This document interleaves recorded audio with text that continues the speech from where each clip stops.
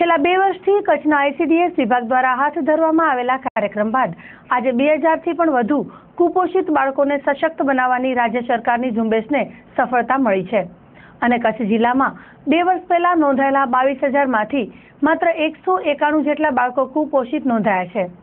જો કે આ બાળકોને પણ ગ્રેડ ઊંચો લાવીને પોષણક્ષમ કરવા માટેના પ્રયાસો વહીવટી તંત્ર દ્વારા આરંભી દેવાયા છે।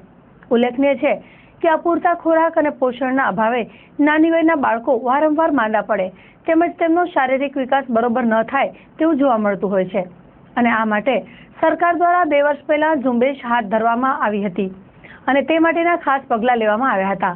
ત્યારે આજે આ પગલાં લેવાયા બાદ 2 વર્ષ બાદ કચ્છમાં તેનું સારું પરિણામ જોવા મળ્યું છે અને કુલ 2000થી પણ વધુ બાળકો પૈકી હવે માત્ર 191 જેટલા જ બાળકો કુપોષિત જણાયા છે। આ બાળકોને પૂરતું પોષણ આપીને તેમનો ગ્રેડ ઊંચો લઈ જવા માટે વિશેષ ધ્યાન રાખવા પણ સૂચનાઓ આપવામાં આવી છે।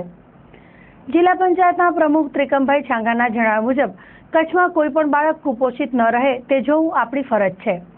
ખાસ કરીને આ બાળકો રાષ્ટ્રનું ભવિષ્ય છે ત્યારે તેમને પૂરતા પ્રમાણમાં પોષણ મળે તે પણ એટલું જ જરૂરી છે અને માટે જ શાળાઓ આંગણવાડીઓમાં વિશેષ તકેદારી રાખીને બાળકોને પોષણક્ષમ ખોરાક મળી રહે તે માટે પ્રયાસ હાથ ધરવામાં આવેલ છે અને તે રીતે જ કાર્યક્રમો હાથ ધરવામાં આવ્યા છે જેની ફળશ્રુતિ સ્વરૂપે કચ્છ જિલ્લામાં કુપોષિત બાળકોની સંખ્યાને કાબૂમાં લઈ શકાય છે। આગામી દિવસોમાં આ અંગે પણ પ્રયત્નો હાથ ધરીને કોઈ પણ બાળક કુપોષણનો શિકાર ન બને તે માટે વિશેષ કાળજી રાખવામાં આવશે તેમ તેમણે જણાવ્યું હતું।